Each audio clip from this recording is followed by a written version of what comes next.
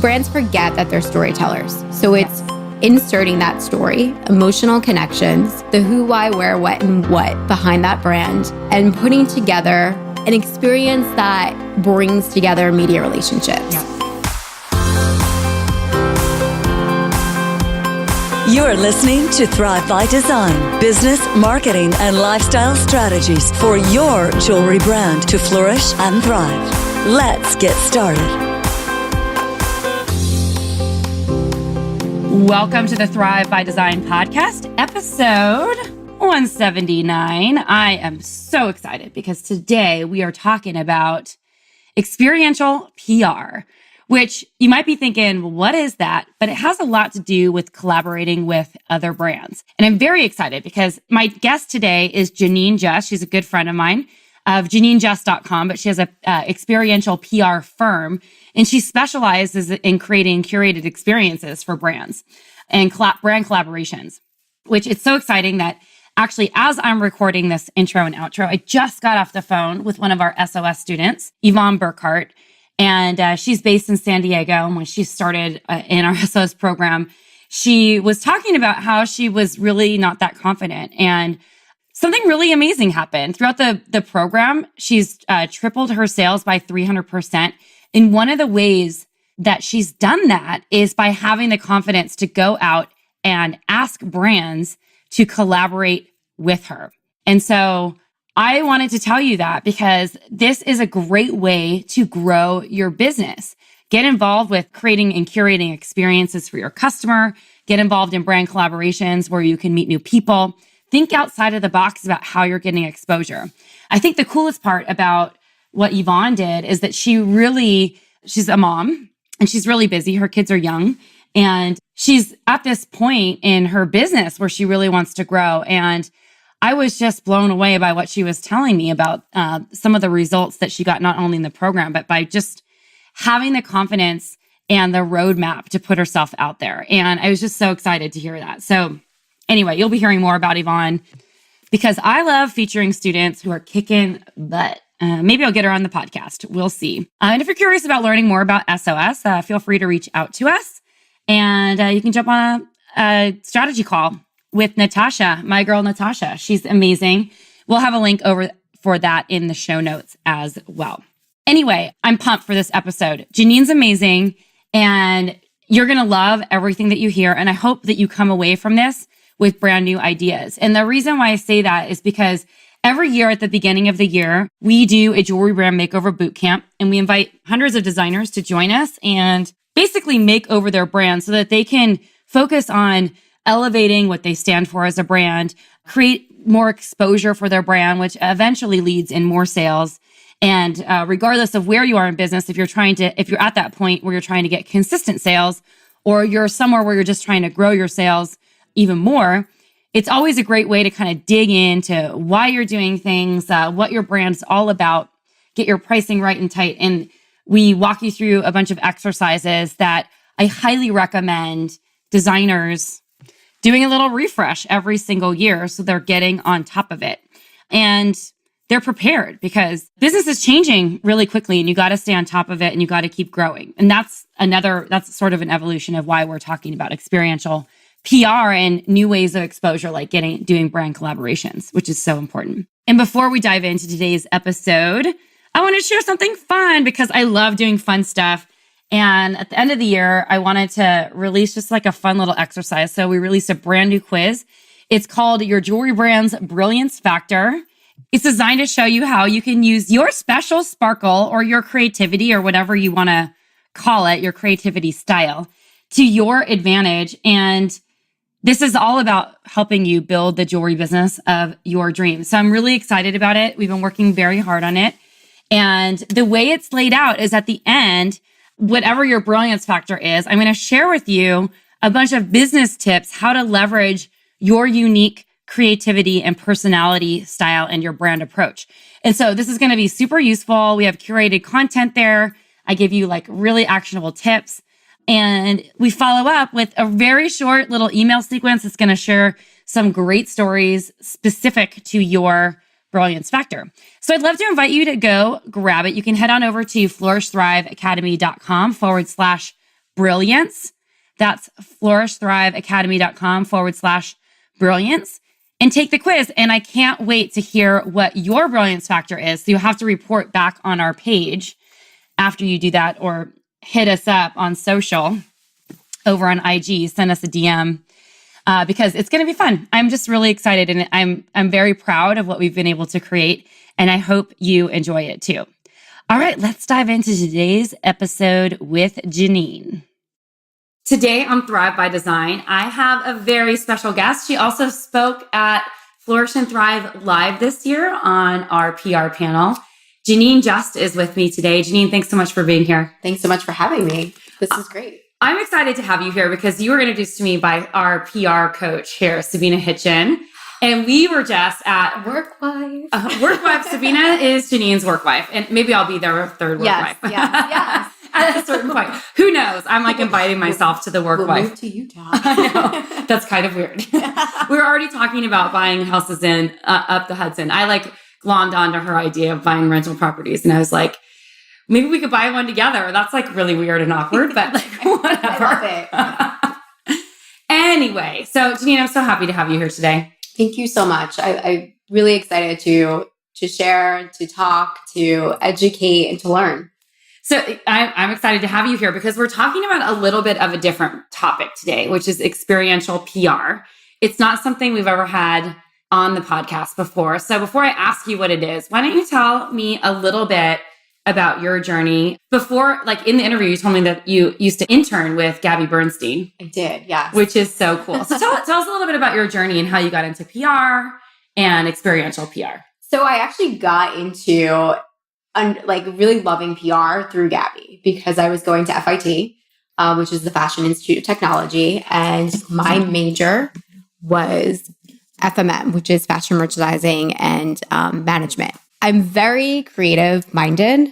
Unfortunately, all those courses were math courses and I hate math. So I was really upset that I wasn't able to kind of like use that creative license and kind of see like all my peers taking these awesome classes. So when it was time to do an internship, I kind of looked out there and I was like, hey, that would be interesting to see what public relations is about. I love speaking. I love making relationships. At the time, I was also working at Del Frisco's on 6th and 49th, which is a high-end steakhouse. And so it's big onion rings there. Like they do. Huge ones that they put on the steak. I don't know why I know that because I don't even really eat Sometimes that was my dinner. going onion back, rings. Yes, onion rings. Going back from working full time, going to school full time, and interning. Yes, sometimes an onion ring does the trick. But I loved hospitality, and it was such a great learning experience too, to kind of deal with so many different personalities that came through the door. Especially, there was a lot of wealth, there was a lot of celebrity, there was a lot of people that demanded immediate gratification and immediate attention. So it was always interesting to work with unique personalities. Oh, I love it. And also be able to turn something negative because people would complain about waiting or complaining about something that, when you think about it, you're like, wow, these are your complaints for the day when there's so much more. True. I know. You're so fortunate. So to turn a negative into a positive was really good to transition into public relations. And that's why I was curious about it and ended up working with Gabby and really loved creating an experience. And that's really what we're talking about today is, putting together experience and what is experiential PR. And it's something that I don't want to say like I coined, but I feel like it is transcending because earned media is pretty much dead. So what do you mean by earned media? Earned media, getting placement in a magazine, even getting placement in like on online publication, the days of Vogue magazine and getting a 6-page spread in that really no longer exists because it's all advertorial. If you notice the advertisements and then the people that get mentioned are the ones that are advertising. Yeah. That space is super limited. Totally. My cousin used to work for Harper's Bazaar and she said that only 10%, she was the market editor, and she said only 10% of what she had creativity to pull for a shoot was non-advertisers. And it's sad because that's what they pride themselves on, discovering these brands, discovering these new emerging designers, and that's not there. It used to not be that way. Right. I mean, the fall issue, they just had a story in the New York Post that it was like, rest in peace, that's over, because all these issues are losing massive pages and massive advertisers because it just doesn't transcend. Yeah. And what are they spending money on now? Are influencer marketing. They're spending it on ads on online, digital ads, digital Facebook, ads. Instagram, Google, YouTube. Tamara Mellon is killing it on Facebook and Instagram. Yes. Do you know that brand? Yes. I just bought a pair of boots of hers, and I've been stalking her ads for so long because they are so good. Which is crazy, is because she came from the retail mind of high-end luxury, and her first brand right out after Jimmy Choo didn't do well. Yeah. But now she learned from that, and direct to consumer, killing it. Yep. Killing it. So good. And they're awesome too behind the scenes with their customer service. They need to exchange the size, and it's been an amazing experience. I would totally buy from them again because she does have some great pieces. Oh my God. Yes. I mean, they're definitely an investment. I'm not going to lie. That's why it's taken me almost a year to actually buy a pair, but I'm like, the piece that I found, they're very special. So it's like, just tear and put it on the fridge. I know, it's like vision board. I'm like, house or shoes? House or shoes? Right. Well, Hudson Valley. I know. We're doing that. We're going halfsies. Yeah. Now we're going to split it. Okay, perfect. Okay, so back to the topic. Right. But fast forward to that, the editorial doesn't exist. What Anna Wintour, who is huge, and we all aspire to her, be her at one point and love the talent and love the work ethic. What she does really well no longer exists. Yeah. And that's why Conde Nast is struggling. And that's why all these magazines are shuttering doors. And editors are literally coming saying, I don't know where my job is going to be, because they have to quickly understand and navigate that landscape of what that is. So what I find is it's great to get an earned media. It's great to get placements, but it's also great to actually have conversations. And what does that look like? Mm-hmm. What our agency does is put together these experiences with big brands, and our passion is emerging brands. And emerging brands comes emerging budgets, and being able to navigate that with not having to spend an exorbitant amount of money. Mm-hmm. Peloton. Yeah. They just did a beautiful event in New York City that was all these high-end influencers. They got a whole video transaction of like them going on the treadmills. But they spent $500,000. Yeah. You can do really cool stuff. When you have 500. When you have 500. But what happens if you don't have that kind of money? Right. And you don't need to do that. And you can be very strategic and put together an experience that people want to organically come to. A lot of people think events, they think, great, we're going to have to do something at a bar, a restaurant, or a bar, which is like a huge no-no to me. And why? Could people just get like they're not like paying attention to you're coming exactly. Like if you're a jewelry brand, I don't necessarily want to come to a restaurant to experience it. I want to come to maybe the headquarters. I want to come to a really cool studio. I want to come to a workshop to actually get educated about how I can make it, or how to see what that looks like, what the behind the scenes of what it looks like to make something. So can you define what experiential marketing like really is, just like crystal clearly? I mean, you kind of have defined it already, but just, it's brands forget that they're storytellers. So it's inserting that story, emotional connections, the who, why, where, what, and what behind that brand, and putting together an experience that brings together media relationships. Yeah. So influencers, celebrities, potential marketing partners, segment producers, editors, the gamut for that. Of everyone that's coming through that door is someone extremely influential that can help amplify your story. Mm-hmm. And at the end of the day, when those guests and those relationships are evangelizing your brand, it's a win-win. It's a win for the brand because they're getting their touch point out there. They're getting their brand awareness to all these different tangible relationships. And for us, because we're able to help create that momentum for them.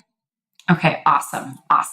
So you were talking a little bit more, like just briefly, some ideas that you could do, like what the experience might look like. So I want to talk a little bit more about what does it look like to actually create an experience, and what kind of return on investment should someone like think is a win if they were to create an experiential marketing experience. That's a little redundant. Do something, or PR experience, experiential PR experience. So it's almost thinking of it like an online campaign. Okay. Except you're bringing online offline to really further that conversation, to provide sampling of the product, to be able to provide feedback from all of these really influential people, media relationships, celebrities, and taking that. So think like high-end focus group. Mm-hmm. And then to be able to create that story and insert that story that you're working with the brand to put together and put that into great placement. So influencer posts, influencer stories, publications where they're doing roundups of the event, or they want to do a beautiful piece on the founder, or something that they can include in their editorial calendar 2 or 3 months, and they're starting the conversation. It could be a marketing partner that is a subscription box, or it could be a stylist that wants to use your jewelry on their celebrity clientele. There's just so much importance. And I know we all kind of hate having to go to those networking events and forcing ourselves to like go out to events after we worked, 10 hours, but we have to do it because in-person contact and in-person conversations is so important. And we can't have that through just reading about the product on the website, about the brand on an influencer post. We really have to take that online to convert it to offline and have that conversation and further that conversation. What's really interesting is that my friend, one of my best friends, Kate, actually named my jewelry avatar after her, but my dream client avatar after my best friend. She used to work for a company called Piper Lime. They're no longer around. God, I loved Piper Lime so much. The store in Soho. It was so good. I used to go like once a week. I know. I was devastated when they went out of business. But Gap decided to close the brand down because Gap is such a behemoth that even though it was like a super profitable company, it wasn't making enough of a dent in the Gap brand for them to keep it open. Right. But I remember when they were first starting, like their whole business model was to get like, they had Rachel Zoe and they got people together and they created parties and like sip and sees and shopping events. Even before they had the store built, it was like only an online platform, but then they had the store because they realized from the beginning, like how important in-person experience is. And like one of the things, like you were speaking at our live event, how important it is to make those in-person connections with real human beings. It's not just about standing behind the computer. So the more that you can take that, your online presence, and bring it to offline, like there's like almost like this resurgence coming back to solidifying, I don't know, what I think perceive as like brand value and like your stake in the marketplace. Totally. And people want to see that there's substance behind the brand. Yeah. So it's great to see the brand in pictures and visuals and video. And you're like, yes, I get it. But to also have those conversations with the brand's team, I think is just invaluable. And you can do so much more and kind of amplify that message further. Another thing I wanted to touch upon, and it's really important, like all these new words, experiential, programming. Yes. Programming is obviously what we always transcend to clients, what we do. And everyone's like, what is that? What is that? What is that? Like, what is programming? Yeah. And it's like what you just, talked about with Piper Lime. It's putting together an event or an experience, or if it's a whole week of different events, Facebook Live segments, podcasts, having live podcasts, which actually I want to talk to you about an event. Okay, well, we'll talk about it. Perfect. We'll talk about it offline. Okay, offline. We have a glass of wine after this. We decided, this is a total sidebar.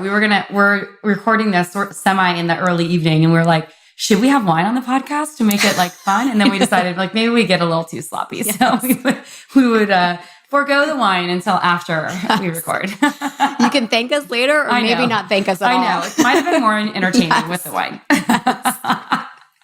But I think smart programming is really where brands can think of, you don't really need to put a huge budget. If you want to do something, smart, you want to, thank some of the influencers that you worked with. Maybe it's just a group of 15 of them that you really want to highlight. Yeah. Invite them in for a dinner. Put together a great dinner and like gift them, your new collection, or gift them a piece from your new collection so that they continue that emotional connection and continue that relationship with you. Not everyone needs to get paid. And I get that everyone, is doing something, but when you're showcasing and going above and beyond for them and working with them, they're going to organically want to, showcase that they are loyal, that they're a loyalist.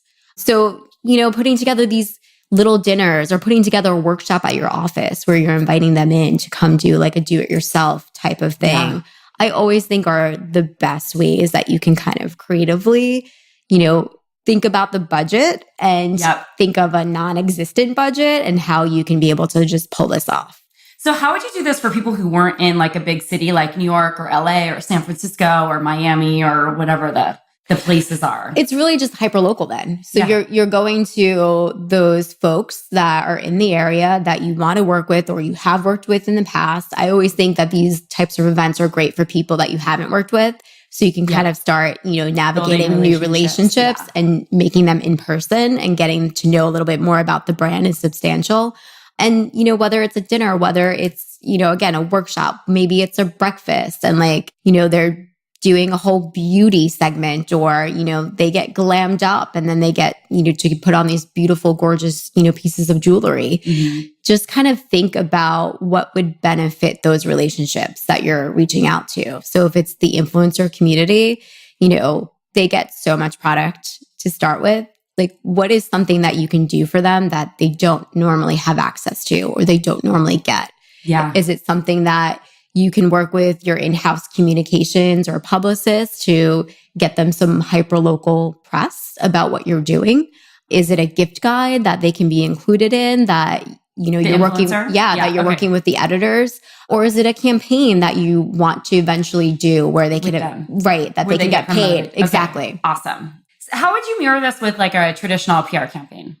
I think a lot of traditional PR is kind of merging into this model, whether people want to they're going kicking. Exactly. Yeah. You have like these huge agencies like Ogilvy and like Weber Shank who are getting, tremendous agency fees. But guess who they're outsourcing to? People like you. People like us that are just constantly thinking outside the box and creatively and having these relationships and being able to put together these super teams of, production outlets. So I think this is the new way of doing PR because it's putting together and showcasing what the brand really is and that emotional connection. So organically, they want to share it with their communities. I love that. What's one of the coolest events that you put on? We just did one with Kind and the snack brand. We did it for Fashion Week. Oh, awesome. Is that the one you had in the penthouse? Yes. Oh my gosh. We did it at the penthouse is my dream building. We were just talking about it. This one was at the Beekman residence. Oh. So right next to the Beekman Hotel, they have apartment properties. Yeah. So we downtown. did it. Yes. Yep. We did it at the That's a great place. penthouse and the views were just gorgeous of the Brooklyn Bridge. Like, again, giving them exclusive access to these beautiful, stunning views that no one really ever gets to see in New York City. So, we're just like, great, they're going to be taking selfies all along these windows. Let's give them stuff. Let's give them exposure. Exactly. So we had brands like all the different brands. We made sure it mirrored so that when they were taking photos, the words, mirrored into their selfie. So it was all branded. And then we also did it with tech, health, and wellness brands. So we were able to work with some really awesome emerging wellness brands in that infused technology, like Billy Whitehouse. You guys should definitely know because she's amazing. She has Wearable X, which are yoga pants that have technology built into them. So like little strips so that when you put on the yoga pants and if you're a newbie or if you're perfecting a certain pose, it will actually tell you by getting a vibration to say you're out of line. So it kind of gets you into the correct pose. Gosh. So really fun. Teachers are going to be like non-existent after a while. Pretty, yes. And it was just really fun to kind of work with a bigger brand who normally like to not work with these smaller independent brands, but they were like, no, we want to work with a community of discovering independence. And to me, we're like, let's do this. And just got on board with all these different brands. And it was just such a fun day. Exhausting, but yeah, I bet. Yeah. So I'm curious, like, when you're kind of building these media relationships, like how do they start and what is it like? And how does like a young or independent, like smaller brand get involved in something like this when they don't have a big budget? I think to answer the first question, how do they start with building relationships? I always feel like any agency, any brand that's going to do well is how they leverage their relationships. Because at the end of the day, that's all we have. Yep. We don't have, access to exorbitant amount of dollars. It's really the relationships that we're able to do really cool. Yeah. I want to say shit. Right. Yeah. Shit. Really cool shit. Shit. Really cool shit. Stuff. And from We're that, getting an explicit rating now on this episode. Awesome. I love it. And I think it goes back to, my internships and having those like breakfast meetings or being, this little guinea pig, a part of these meetings where like, I was like, oh no one knows me or blah, blah, blah. But, just kind of putting yourself out there all the time and taking those breakfast meetings, taking those coffees, taking those cocktails, taking those dinner meetings. Eventually, they all translate into really solid relationships, connections that you can then call on your phone and say, hey, I need this done, or hey, like I have this great idea I want to pitch you. And they're like, great. And exactly. And it's also too like giving them great content and giving them, also helping them out too. It's a two-way street. Absolutely. It's not, I always say it's a favor if you're just asking for something. You have to be able to help reciprocate that. Exactly. And there are people that are out there that are always just going to be like, well, what's in it for me? And that's fine, but you don't need to work with them and they don't need to be part of your tribe. No, exactly. So what are some ways that designers who are just starting out can get like dabble in experiential marketing, like some easy places to start? I think looking at bigger events, like a New York Fashion Week, for instance. You don't have to be part of an official New York Fashion Week event because that's going to cost you tons of dollars. And not even the bigger designers now are really showing the way that they used to, is being able to kind of piggyback off an event where people are already coming into town for, and you can put something together. As long as you have the right verbiage during New York Fashion Week to make sure it's not alluding to the person that it's, something officially put on by all of their sponsors, but take advantage of the crowds that are already into the space. And, people... also a great time to organize influencers. Totally. Absolutely. To like a sip and see or something like that. Yeah. And it doesn't have to be 150 people. It could be, to me, I always think, keep it small, keep it curated, 25 people, 30 people. That's when you're really going to start building these relationships, not for 150 people, because there's no way in one night you can really have an in-depth 15, 20-minute conversation with each person. Yeah, absolutely. That's a great piece of advice. So even if you're on the local level, if there's some like big event that's going on. Yes, South by Southwest. I mean, pretty much all of New York City and LA come into it. Yep. LA has a fashion week in October. Yep. You just kind of have to research your events calendar and see what's out there and what would make sense for you and kind of just start reaching out to these event organizers. Sometimes they might just need product. Yeah. You never know. And I think it's just, having someone kind of help do that research for you. Awesome. Is there anything else you'd like to add today? I mean, at the end of the day, is what you guys are doing and what we do and what we all do, it's stressful. Yep. And at the end of the day, too, you have to remember that it has to be good stress. What we call it is organized chaos. Yes. And it might seem crazy town in the office, but on the outside, no one sees that. And they see how much fun we're having. What we would think are amazing events that we're giving out to our guests and to our relationships. And I think sometimes we just have to kind of think about that. This is supposed to be fun. And if it's not fun, then we have to figure out that pivot. Exactly. When it stops being fun, time to pivot. Exactly. So you offered up a really generous offer to the Thrive by Design community. Yes. To jump on little 30-minute strategy calls. Totally. What do you call them? Strategy calls? Yeah. Consults, chats, brain dumps, whatever. 30-minute call. 30-minute chat. Chit chat. Let's do it. Yes. So, where can people go and find you? So on our website is JanineJust.com. On Instagram, it's at JanineJust, INC. Personal is at JanineJust. And pretty much standard with Facebook and LinkedIn, you can find... Just find Janine? Yep, yeah. Janine, well, find Janine. If you do just Janine, that will find you at a whole other different site. It's actually Janine Linder-Molder. Oh, I don't know who that is. She's a porn star. Do not go to just Janine. Janine Just, or JJ, as we like to call her over here. I did do a lot of CEO for that. It's SEO. Oh my gosh, that is hilarious. Yeah. Poor you with a name that is like, well, it's fun. It's fun. Good times. Yes. Well, maybe we get some like offshoots of people searching. So if they want to go to the site, JanineJust.com/thrive, yes, we can sign up for 30-minute slots. Yes. And you'll have a special Thrive by Design link there, JanineJust.com/thrive. And you can book your 30-minute call with Janine. I'm looking forward to it. Awesome. Thanks for being here, JJ. Thanks for having me. Thank you so much for listening today. I am thrilled to have had Janine on the show. And hopefully, Janine and I will be going to do much more karaoke in the future. We had a blast doing karaoke after we recorded this episode a couple days later.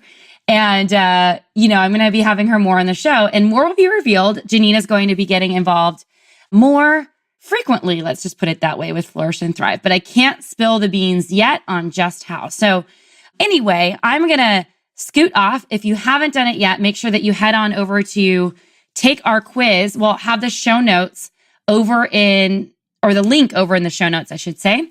It's called, remember, it's your jewelry brand's brilliance factor. And I'm going to be sharing with you how you can leverage your unique brand style, creativity style, business style to grow your business as quickly as possible in a way that feels amazing to you. All right. If you haven't done so yet, I would love for you to give the show a rating and review. Make sure that you're subscribed to us wherever podcasts are. Podcasts are sold? Podcasts aren't sold. They're free. You know what I mean. Wherever you can listen to a podcast. Anyway, I'm excited. I'm going to be signing off for now. Thanks so much for listening. This is Tracy Matthews. Take care till next time.